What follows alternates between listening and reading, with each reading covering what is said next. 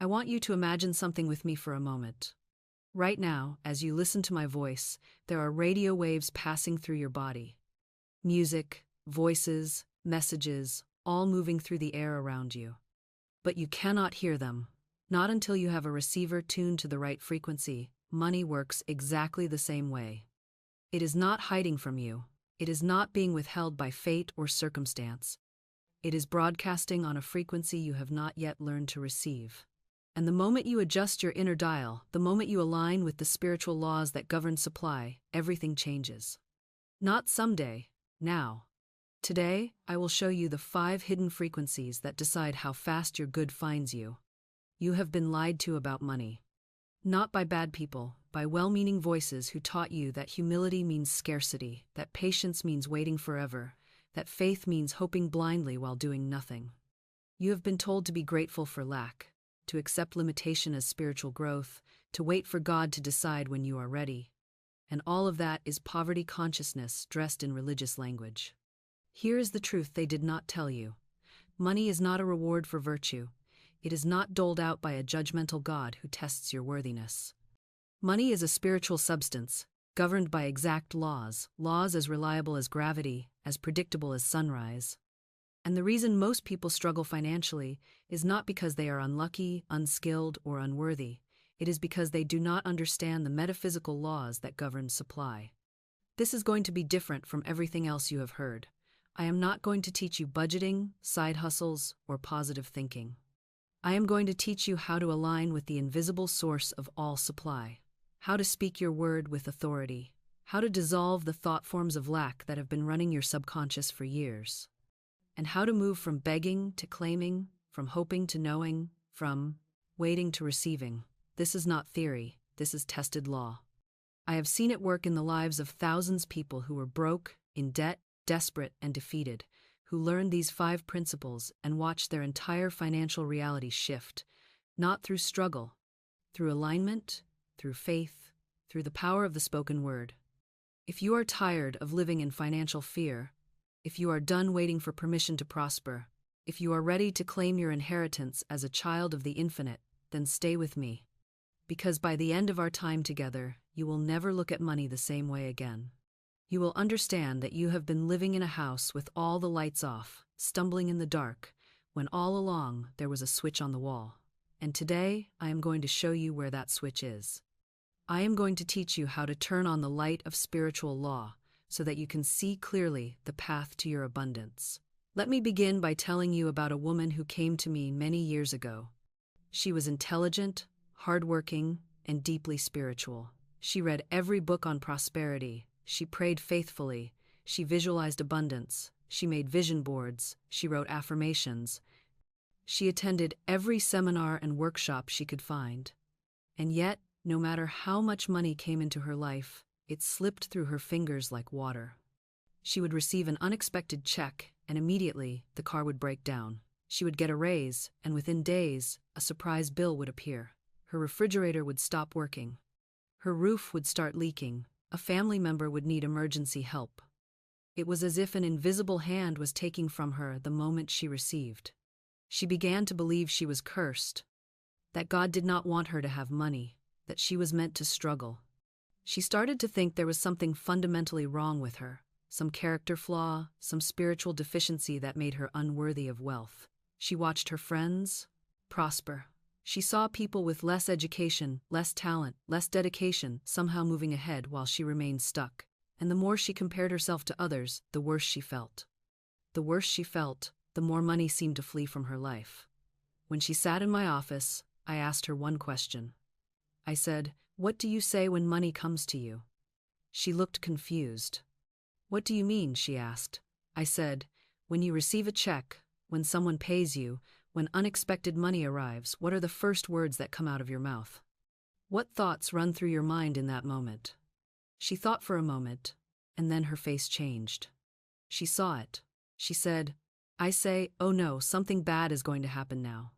This never lasts. I better save this because I will need it for an emergency. I wonder what is going to break next. I wonder what bill I forgot about." And then I immediately start calculating what I owe, where I am behind, what disaster is waiting around the corner. There it was. the invisible law at work.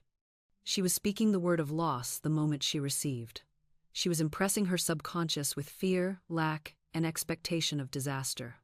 And the subconscious, being the faithful servant, went to work immediately to fulfill her spoken decree. You see, the subconscious mind does not have a sense of humor. It does not argue with you. It does not judge whether your words are true or false, helpful or harmful. It simply takes your words as commands and begins to create the experiences that match them. When this woman said, "Something bad is going to happen," her subconscious heard that as an instruction and immediately began to attract the car breakdown, the surprise bill, the financial emergency that would prove her words correct. This is how the law works. Your subconscious is like a garden. Whatever seeds you plant through your words, your thoughts, your dominant feelings will grow. You cannot plant weeds and expect roses. You cannot speak poverty and expect wealth. You cannot dwell on disaster and expect miracles. The law is exact. The law is impersonal. The law does not care about your intentions or your desires. It only responds to what you are actually impressing upon it moment by moment, day by day. I taught her a new word. I said, "From this moment forward, when money comes to you, no matter how small, you will say, 'I give thanks for my immediate and endless supply.' Money comes to me easily and constantly, from expected and unexpected sources. Not once, not as a trick, but as a new vibrational frequency. As a reprogramming of the subconscious mind, she did it. At first, it felt false. Her mind resisted. Her old thought forms screamed in protest. Every time she spoke those words, a voice inside her said, "You are lying, you are pretending, this is not real, you are delusional, you are going to be disappointed again. You should be more realistic, you should be preparing for the worst." But she kept speaking the word, she kept declaring the truth, she kept affirming her connection to infinite supply. And within 6 weeks, everything shifted. Money began to come and stay, opportunities appeared, debts dissolved. The invisible hand that had been taking from her was now pouring into her. A client she had not heard from in months called with a large project. She received a refund from her insurance company for an overpayment she did not even know about. A friend paid back a loan she had written off years ago. None of these things happened because she worked harder. None of them happened because she got lucky. They happened because she changed her word. She changed her frequency. She changed her alignment with the law. What changed? Not the economy, not luck, not God's favor. What changed was her word, her frequency, her alignment with the law of increase rather than the law of decrease. This is the first hidden law, and I want you to hear this very clearly. Your word is the wand that commands your supply. If you speak lack, you receive lack. If you speak abundance, you receive abundance. The universe does not care about your intentions. It responds to your vibrations, and your vibrations are shaped by the words you speak. Most people do not realize how destructively they speak about money. They say, "I cannot afford that. Money is so tight right now. I never have enough. I am always broke. Rich people are greedy. I will never get ahead. The system is rigged against me. I was not born into money. I do not have the connections. I do not have the education. I missed my chance. It is too late for me." And then they wonder why they are struggling. But here is what they do not understand. The subconscious mind does not argue. It does not judge. It simply takes your words as commands and works day and night to make them true. When you say, "I cannot afford that," you are not stating a fact. You are creating a fact. You are impressing poverty into your consciousness, and the outer world must reflect it. I remember a man who came to me complaining that he never had money for the things he wanted. Every time he saw something he desired, he would immediately say, "I cannot afford that." It became his automatic response. His wife wanted to take a vacation, "I cannot afford that." His children wanted new clothes, "I cannot afford that." He saw a book he wanted to read, "I cannot afford that." Someone invited him to dinner, "I cannot afford that." And do you know what happened? He created a life where he truly could not afford anything. Because every time he spoke those words, he was declaring to the universe, "I am a person who cannot afford things." And the universe, being law, said, "Very well, let it be done according to your word." The tragic part is that this man actually had more money than he realized. But because his consciousness was saturated with lack, he experienced lack.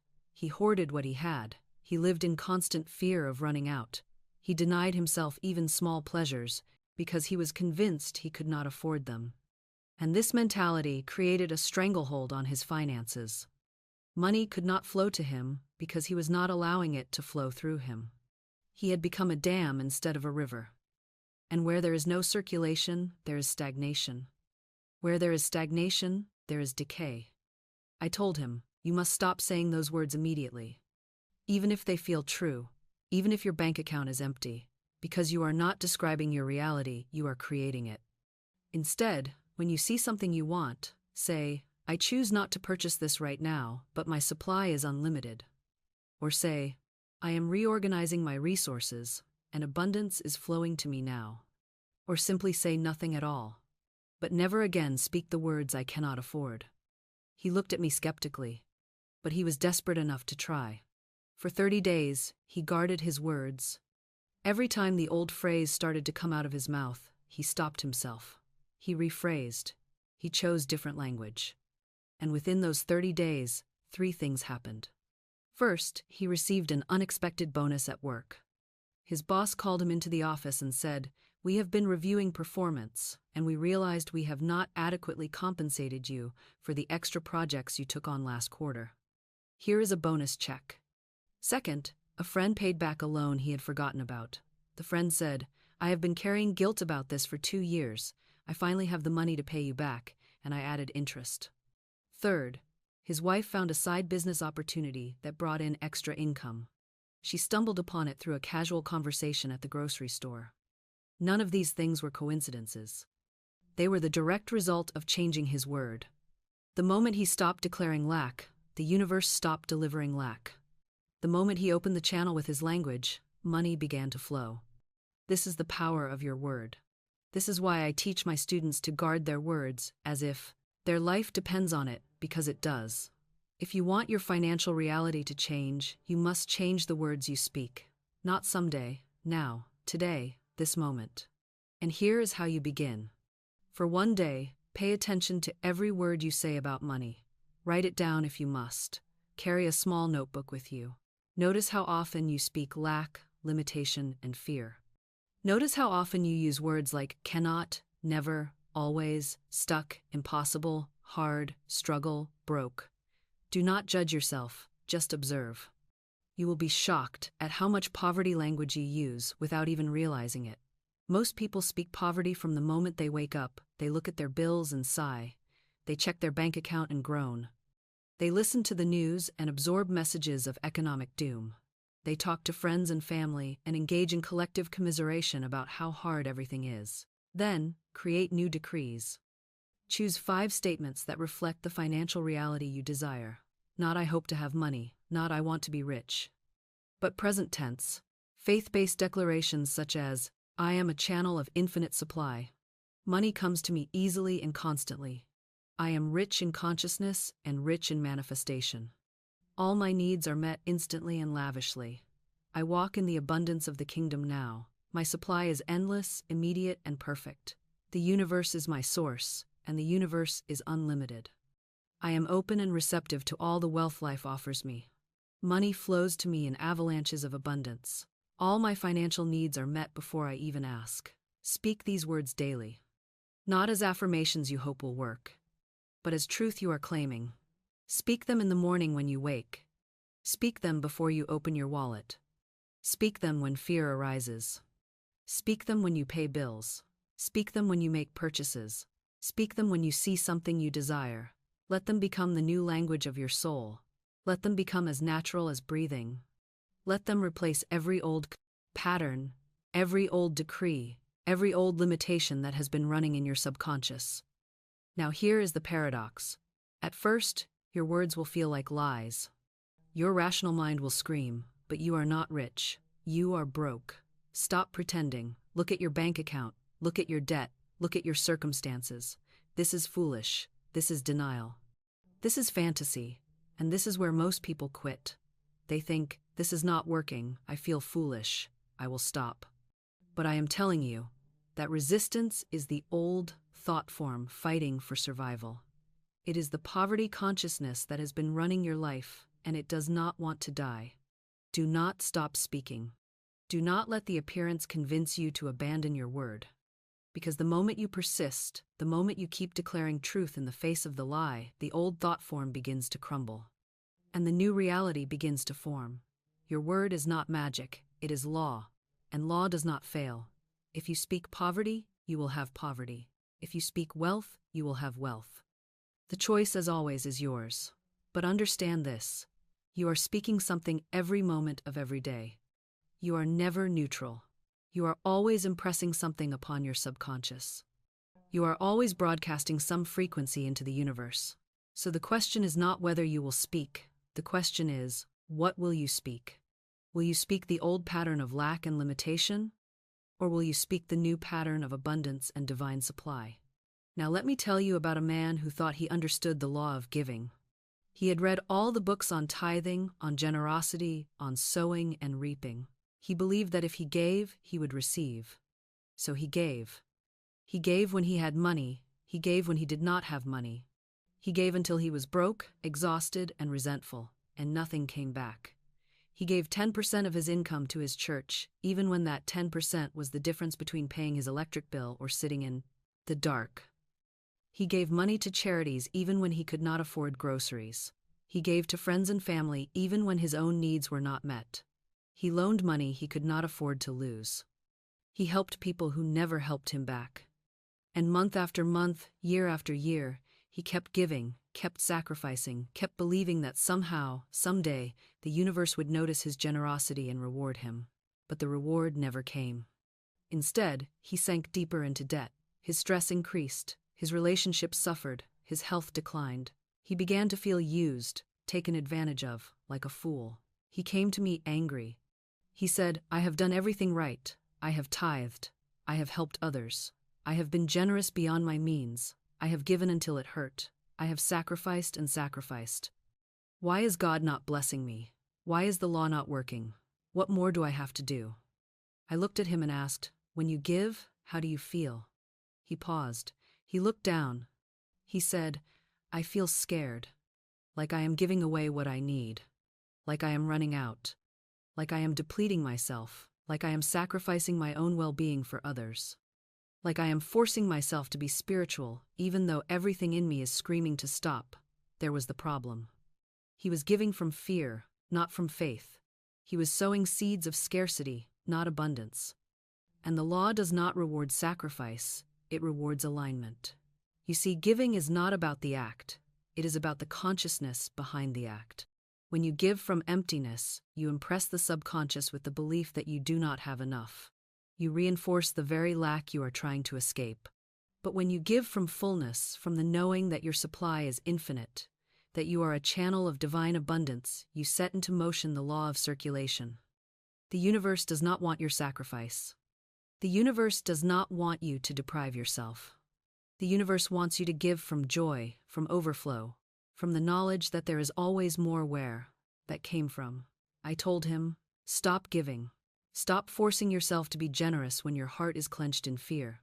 Instead, begin to feel your supply. Begin to know, with every fiber of your being, that you are connected to the infinite storehouse of the universe, that you are a river, not a reservoir, that what flows through you can never run out." He resisted at first. He thought I was telling him to be selfish. He thought I was contradicting everything he had been taught about generosity and service. But I was not. I was teaching him the second hidden law: you cannot give what you do not vibrationally possess. So he began the inner work. Every morning, he sat in silence and felt the truth. I am a channel of infinite supply. All that the universe has is flowing through me now. I am rich in consciousness, and that richness is now made visible. He stopped giving from obligation. He stopped performing generosity to manipulate the law.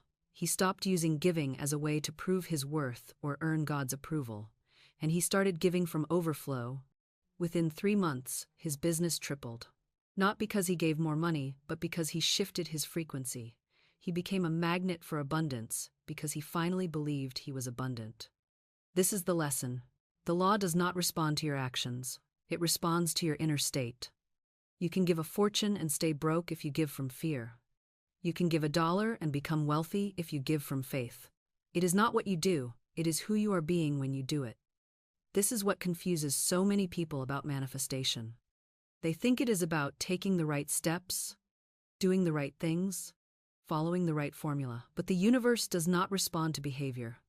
It responds to vibration, to consciousness, to the frequency you are broadcasting every moment of every day. Let me explain this more deeply. Imagine you are a radio station. You are broadcasting a signal 24 hours a day, 7 days a week. That signal is your vibration, your dominant emotional state, your core beliefs, your habitual thoughts, and the universe is like a receiver that picks up your signal and sends back a match. If you are broadcasting fear, you will receive experiences that reinforce fear. If you are broadcasting lack, you will receive lack. If you are broadcasting unworthiness, you will receive situations that make you feel unworthy. It does not matter what you say you want. It only matters what frequency you are sending out. This is why affirmations alone do not work. You can say, "I am wealthy," 1,000 times a day, but if you do not feel wealthy, if your dominant vibration is still fear, scarcity, and survival, you will not attract wealth. Because the universe reads your frequency, not your words. The universe feels your energy, not your intentions. The universe responds to what you are, not what you wish you were. So how do you change your frequency? How do you shift from poverty consciousness to prosperity consciousness? You must begin to feel your wealth before you see it. This is not pretending. This is not faking it until you make it. This is a spiritual practice of embodying the consciousness of abundance. Close your eyes for a moment and imagine that you already have everything you desire. Feel the relief. Feel the freedom. Feel the gratitude. Let that feeling saturate your body. Let it become your new baseline. Do not just visualize the money in your bank account. Feel what it would feel like to never worry about money again. Feel what it would feel like to walk into a store and buy what you want without checking the price. Feel what it would feel like to help someone in need without calculating whether you can afford it. Let that feeling fill you up until it becomes more real than your current circumstances. Then, act from abundance, not toward it. Most people act from lack. They hoard. They save obsessively. They say no to every invitation because they cannot afford it. They deny themselves small pleasures to protect their meager resources. But every time you act from lack, you reinforce lack. Every time you choose from fear, you strengthen fear. Instead, ask yourself, what would I do if I already had plenty? Would you give generously? Would you invest in yourself? Would you take the taxi instead of walking in the rain to save $2? Would you buy the organic vegetables instead of the cheaper ones? Would you get yourself a nice cup of coffee instead of the cheapest option? Do that thing. Act as if your supply is already here. Because in the invisible, it is. Surround yourself with abundance cues. Go into the stores that sell what you desire. Try on the clothes. Sit in the cars. Walk through the houses. Not to torture yourself, but to familiarize your consciousness with abundance. To show your subconscious, this is my world, I belong here. The more comfortable you are with wealth, the more you will attract it. I remember a woman who wanted to attract prosperity, but she felt uncomfortable around wealthy people. She felt like she did not belong. She felt intimidated, inferior, like an outsider looking in. So I told her, go to the finest hotel in your city, walk through the lobby, sit in the lounge, order a tea. Let yourself be in that environment. Let your consciousness adjust to that frequency. She did it, and at first, she felt terrified. She felt like an imposter, like someone would point at her and say, "You do not belong here. Who do you think you are?" She felt self-conscious about her clothes, her appearance, the fact that she was only ordering tea while others were having expensive meals. But she kept going. Week after week, she sat in that hotel lobby, sipping her tea, breathing in the energy of wealth, and something began to shift inside her. She started to feel like she belonged. She started to feel like wealth was natural, normal, accessible. She started to look at wealthy people, not with envy or intimidation, but with recognition. She started to think, I am like them. I belong in this world. And within 6 months, her income doubled. Not because sitting in a hotel lobby made her rich, but because it changed her consciousness. It changed her frequency. And the universe responded to that new frequency. Now let me address the objection I always hear. But Florence, I do not have money to act abundant. I cannot afford to give or spend or pretend I am rich. I am barely making ends meet. I have bills I cannot pay. I have debt collectors calling me. I am living paycheck to paycheck. How can I act abundant when I am broke? And I say to you, you are thinking from the appearance. You are letting the outer world dictate your inner state. But the whole point of this law is to reverse that. To let your inner state dictate the outer world. You do not need money to feel wealthy. Wealth is a consciousness. It is the knowing that you are connected to infinite supply, that you are a child of the universe, and everything you need is already provided. When you know that when you live from that truth, the money follows. Not because you faked it, because you aligned with it. This is the secret the wealthy know, and the poor do not. Prosperity is an inside job. If you are vibrating abundance, the outer world has no choice but to reflect it. If you are vibrating lack, no amount of hard work will set you free. Change your frequency, change your life. Let me tell you about time. Most people believe that manifestation takes time, that you plant a seed and then you wait months or years for it to grow, that there is a gap between desire and fulfillment, and you must endure that gap with patience and hope. They look at their current circumstances and think, it will take years to get out of this debt. It will take years to build my business. It will take years to save enough money. It will take years to change my life.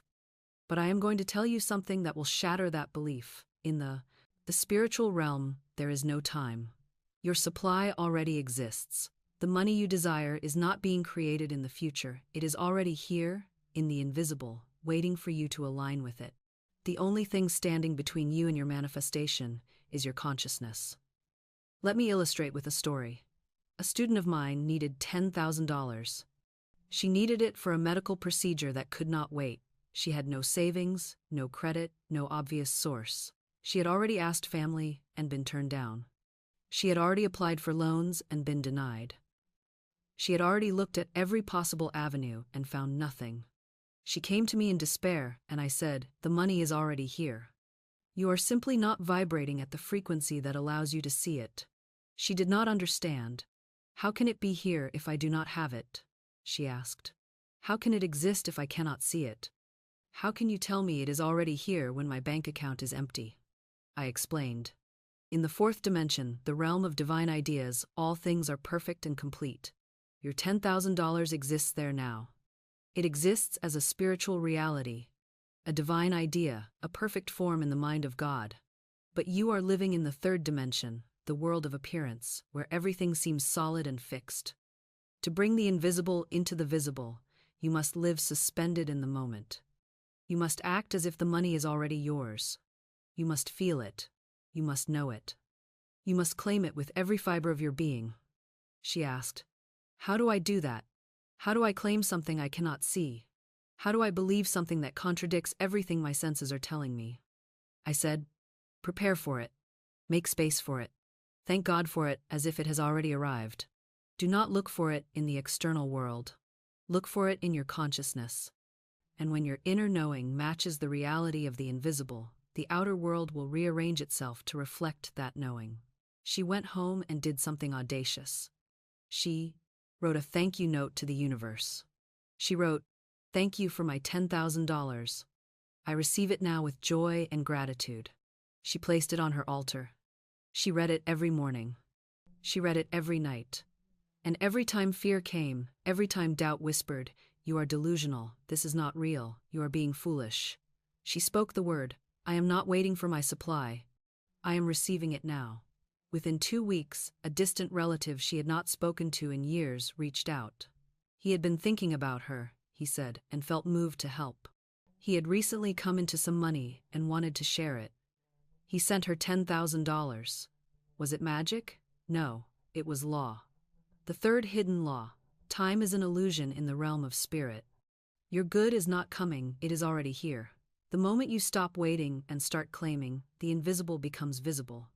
Not because you forced it, because you aligned with it. Now, I want to be very clear about something. When I say your good is already here, I do not mean you should sit on your couch and do nothing. I do not mean you should ignore practical responsibilities or refuse to take action. What I mean is this. There is an invisible substance, a spiritual reality, where all things exist in perfect form. Your ideal life, your perfect supply, your divine plan, it is all there, complete and whole. But for it to manifest in the physical world, you must bring your consciousness into alignment with it. You must believe it exists. You must feel it as real. You must act as if it is already on its way. This is what confuses people about divine timing. They think divine timing means delay. They think it means God is making them wait, testing their patience, teaching them a lesson. But divine timing does not mean delay, it means perfect orchestration. It means that there is an invisible intelligence arranging all the pieces, the people, the circumstances, the opportunities, so that when everything is aligned, your manifestation appears effortlessly. Not a moment too soon, not a moment too late, but exactly when it is meant to. I will give you an example. A woman came to me desperate for a new home. She had been looking for 2 years. Every house she found was either too expensive, in the wrong location, or fell through at the last minute. She made offers that were rejected. She found perfect houses that sold to other buyers. She saw listings that were gone by the time she called. She was exhausted. She felt like God was denying her. She said, "Why is this taking so long? What am I doing wrong? I have been praying. I have been visualizing. I have been looking. Why can I not find my home?" I said, "You are doing nothing wrong. Your home is being prepared. Trust the process." She did not want to hear that. She wanted a house now. She wanted to control the timeline. She wanted to know exactly when and how it would happen. But I told her to stop forcing, to stop searching frantically, to release the how and the when to infinite intelligence. And I gave her a statement to repeat. My perfect home is being prepared for me now under grace. When the time is right, it will appear, and I will know it instantly. Everything is working out in divine order. The perfect place at the perfect price is coming to me now. She reluctantly agreed. And within 3 weeks, a house appeared that was not even on the market. A friend of a friend mentioned it in passing. She said, "My uncle is thinking about selling his house, but he has not listed it yet. Would you want to see it?" She went to see it, and it was everything she had envisioned. Better location, better price, better energy. And when she asked the seller why he was selling, he said, "I just felt it was time. I woke up one morning and knew this house was meant for someone else. I have been feeling it for weeks.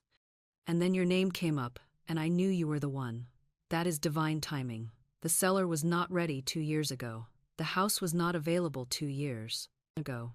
But the moment everything aligned, the moment her consciousness matched the vibration of her desire, the moment the seller received his inner knowing, the moment the connection was made, the invisible hand moved, and the door opened. This is what most people do not understand. When you are desperately seeking, you are vibrating lack. You are broadcasting, "I do not have it, I need it. I am incomplete without it," and that vibration repels your good. But when you release the outcome, when you trust that the infinite intelligence knows the perfect way and the perfect time, you stop blocking the flow, you get out of the way, and the manifestation comes swiftly. So stop pushing. If you have been striving, manipulating, forcing, scheming, stop. Take a breath. Acknowledge that you do not know the way, but God does. Infinite intelligence does. And it is already working on your behalf. Speak the word of perfect timing. Say, "I trust divine timing. My good is being prepared now. When the time is right, all doors will open, and I will move forward effortlessly. Everything I need is coming to me in the perfect way at the perfect time. I release all anxiety about when and how. I trust the invisible hand of spirit to orchestrate everything perfectly." Look for signs of movement. Divine timing does not mean nothing is happening. It means things are happening in the invisible. So stay alert. Notice the synchronicities. Notice the small shifts. Notice the unexpected conversations. Notice the thoughts that come to you out of nowhere. Notice the people who suddenly appear in your life. Notice the opportunities that show up when you least expect them. These are signals that your manifestation is forming. These are signs that the invisible is becoming visible. And here is the final piece of this law, the piece that changes everything. You do not need to see the whole path. You only need to take the next step. Most people paralyze themselves because they want to know how it will all work out. They want a guarantee. They want a map. They want to see the entire journey before they take the first step. But faith does not work that way. Faith is taking one step in the dark, trusting that the next step will be revealed, and it always is. So stop demanding to know when, stop asking how, stop needing to understand the entire process. Just trust, just align, just surrender, and watch how quickly the universe moves when you finally get out of the way. Now let me teach you about the law of non-resistance, and this is one of the most powerful and most misunderstood principles in all of metaphysics. The law is this: what you resist persists. What you fight against, you strengthen. What you try to escape, you magnetize. Most people are shocked when they hear this. They say, "But I hate being poor, I hate my debt, I hate my situation. I hate struggling. Are you telling me I should just accept it? Are you telling me I should be okay with lack?" No, I am not telling you to accept limitation. I am telling you to stop giving it power. Because every time you resist, every time you complain, every time you focus your attention on what you do not want, you are feeding that reality. You are impressing it deeper into your subconscious. And you are ensuring it stays in your life. Let me illustrate with a story. A man owed $15,000 in credit card debt. He hated it. He thought about it constantly. He woke up stressed. He went to bed anxious. He avoided looking at his statements because they made him feel sick. Every conversation with his wife ended in arguments about money. He was drowning in resistance. And guess what happened? His debt grew. Not because he was barely spending anything. He was living like a monk, denying himself everything, trying desperately to pay it down. But because the more he resisted, the more he attracted situations that reinforced his lack. Unexpected bills, car repairs, medical expenses, his water heater broke, his computer died, his dog needed emergency surgery. It was as if the universe was conspiring to keep him in debt. When he came to me, I said, "You are fighting your debt. And in fighting it, you are making it stronger." He said, "What am I supposed to do? Ignore it? Just pretend it does not exist?" I said, "No, you are supposed to bless it." He looked at me like I was insane. Bless my debt? Bless the thing that is ruining my life? Bless the thing that keeps me up at night? Bless the thing that is destroying my marriage? But I explained, every time you look at your debt with hatred, you send negative energy into it. You reinforce the belief that you are trapped. You strengthen the vibration of lack. But if you can shift your perspective, if you can look at that debt and say, "Thank you for teaching me. Thank you for showing me where I need to grow. I release you with love, and I now call in my abundant supply," you dissolve the resistance. You free the energy, and you allow the law to work. He did not believe me, but he was willing to try. For 30 days, every time he thought about his debt, he said, "I bless this situation. I give thanks for my immediate and abundant supply. The money to clear this debt is on its way now. I release all fear and resistance. I am free." At first, it felt absurd. It felt like lying. It felt like spiritual bypassing. But then something shifted. He stopped waking up in fear. He stopped arguing with his wife. He felt lighter. He felt more at peace. And within 2 months, he received an unexpected inheritance from a distant relative he barely knew. $15,000. Exactly the amount he owed. This is the law of non-resistance in action. When you stop fighting, the universe stops fighting back. When you release with love, the thing you are clinging to dissolves. Now let me be clear. Non-resistance is not passivity. It is not apathy. It is not giving up. Non-resistance is a powerful spiritual stance that says, "I am not moved by appearances. I do not fear this situation. I know that in the invisible, all is well, and I trust the infinite to restore order in the visible." I want to tell you a story about a man who hated his job. Every day, he woke with dread. He despised his boss, resented his coworkers, and counted the hours until he could leave. He dreamed of quitting, of starting his own business, of being free. But he was trapped, he thought, by bills and responsibilities. He had to stay. He had no choice. He came to me and said, "I am stuck. I cannot leave this job. I need the money. But every day I am there. I feel like I am dying inside. I feel like my soul is being crushed. I feel like I am wasting my life." I asked him, "What do you say about your job when you are at home?" He said, "I complain. I vent to my wife. I tell my friends how much I hate it. I rehearse everything my boss did wrong. I imagine all the ways I would run the company if I were in charge. I obsess over every slight, every unfair decision, every moment of disrespect. I said, then you are keeping yourself there. He looked stunned. What do you mean? I want to leave. I explained, what you resent, you magnetize. What you speak about constantly, you strengthen. Every time you complain about your job, you send energy into it. You feed it with your attention, your emotion, your word. And the subconscious, interpreting your focus as desire, works tirelessly to keep you exactly where you are. This is the fourth hidden law, and it is one of the most misunderstood. Resentment is a form of bondage. When you hate something, you chain yourself to it. When you fight against your circumstances, you give them power over you. The only way to be free is to become spiritually indifferent, to withdraw your emotional investment, to stop feeding the situation with your attention. I told him, stop talking about your job, stop complaining. Stop rehearsing injustice. Instead, bless your job. Thank it for providing for you while you prepare for your next step. Send goodwill to your boss, your coworkers, the entire situation. And then begin to speak your word for your right work, the work that is yours by divine design, where you express your gifts fully and are abundantly compensated. He thought I was insane, but he was desperate enough to try. For 1 month, he stopped complaining. Every time he felt resentment rise, he said, I bless this situation. I give thanks for my supply. I now move into my perfect work under grace and in a perfect way. My right work is revealed to me now. I am guided to the perfect place where my talents are valued and I am abundantly rewarded. Within 5 weeks, he received a job offer. Not from applying, not from networking. A headhunter found him through a connection he had forgotten existed. The new job was everything he had dreamed of: better pay, better environment, work he loved. And the moment he accepted the offer, his old boss, whom he had resented for years, congratulated him and said, I always knew you were meant for bigger things. I am happy to see you moving on to where you truly belong. What happened? The moment he stopped resisting, the universe stopped resisting him. The moment he withdrew his energy from resentment, he freed the law to work on his behalf. This is the great secret.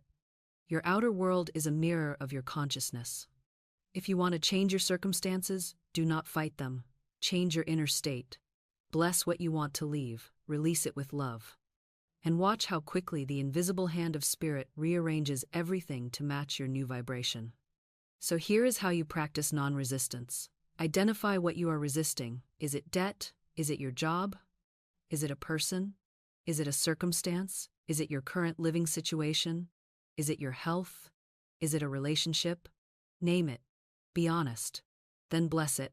This is not about pretending it is good. This is about withdrawing your emotional charge. Say, I bless this situation, I release all resistance.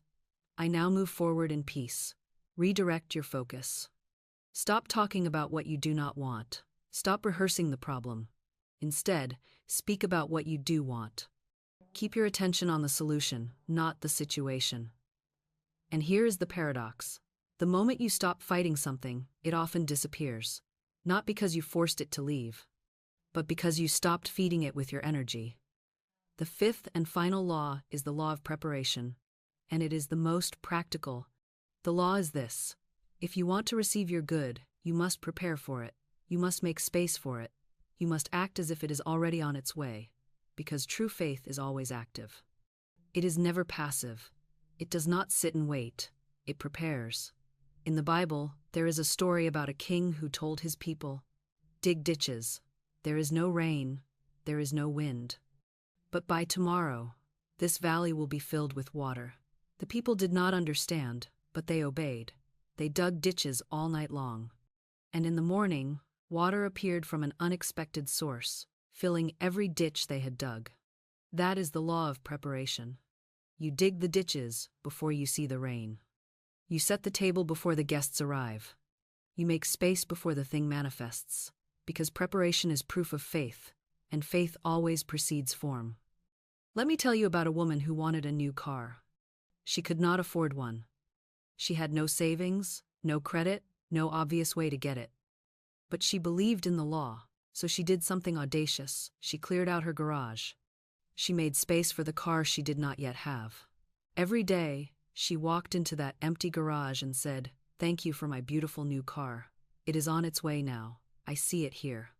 I feel the keys in my hand. I smell the new car smell. I feel the joy of driving it. Thank you, thank you, thank you." Her friends thought she was delusional.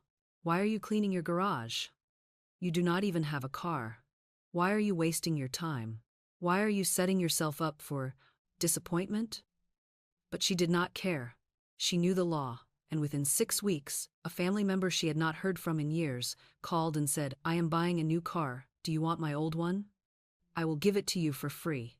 That is not coincidence. That is law. The moment she prepared, the moment she acted in faith, the invisible forces began to move. The universe said, "She is ready. Send her the car."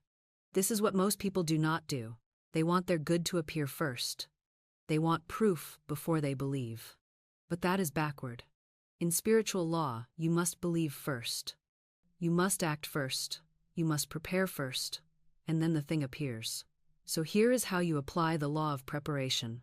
Create physical space. If you want money, clean out your wallet. Organize your finances. Make space for abundance to flow. If you want a relationship, clear out the side of the closet for your partner. If you want a new job, prepare your resume. Act as if it is already yours. Speak as if it is done. Do not say, "I hope to get this." Say, "Thank you for this. It is mine now." Live in the feeling of already having it. Take one concrete action. Even if it seems illogical. Even if your rational mind resists, do one thing today that demonstrates your faith. Buy the notebook for your new business.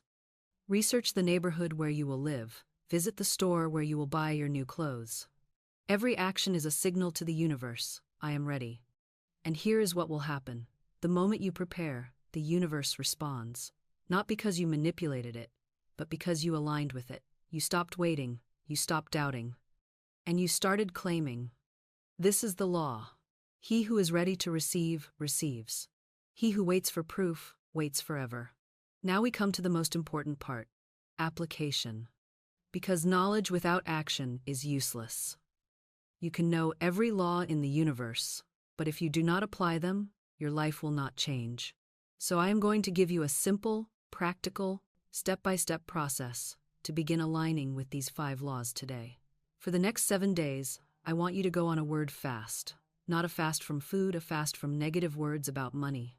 For 7 days, you are not allowed to say, "I cannot afford that, I am broke, money is tight, I never have enough," or any variation of lack language. This will be harder than you think. You will catch yourself mid-sentence. You will realize how often you speak poverty without even noticing. But every time you catch yourself, stop, rephrase. Replace the lack statement with a truth statement.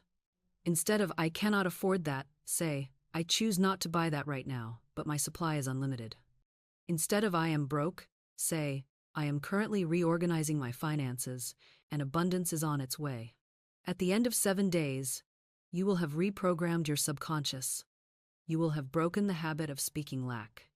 And you will notice that your financial reality begins to shift not because of magic, but because you stopped feeding the problem with your words. Get a notebook. Title it, "Evidence of My Abundant Supply." Every day, for the next 30 days, write down 3 things that prove you are taken care of. It can be anything. A friend bought you coffee. You found $1 on the street. You received an unexpected refund. Someone gave you a compliment. You had food, shelter, clothing. The sun shone.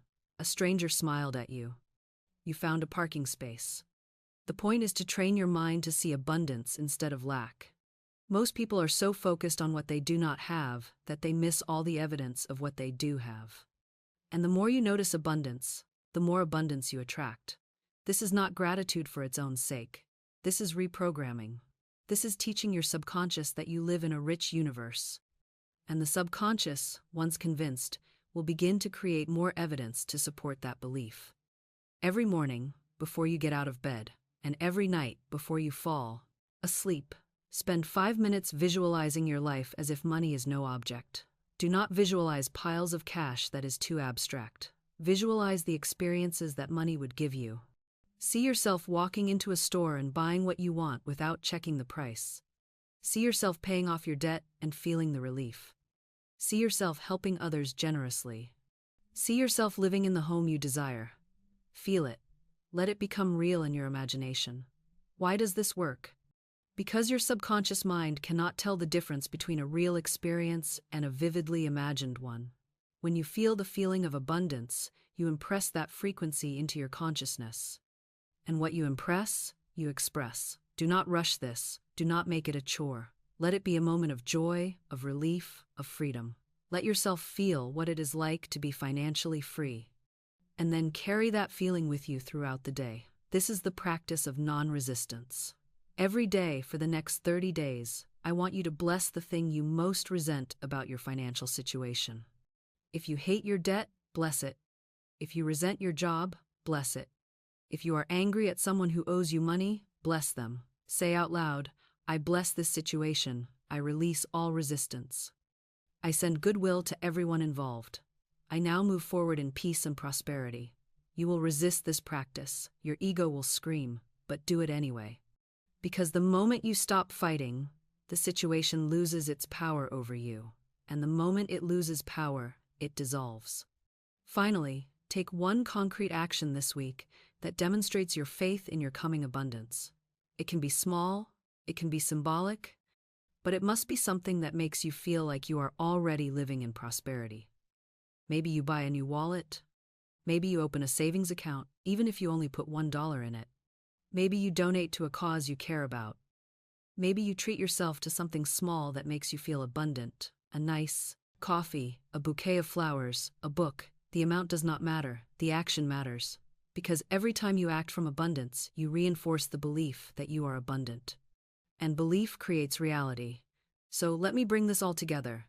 You have been taught that money is hard to get, that you must work yourself to the bone, sacrifice, struggle, and hope that someday, if you are lucky, you will have enough. But I am here to tell you, that is a lie. That is poverty consciousness dressed in virtue. That is fear pretending to be humility. The truth is this: money is a spiritual substance. It flows according to exact laws that do not care about your education, your background, your past mistakes, or your current circumstances.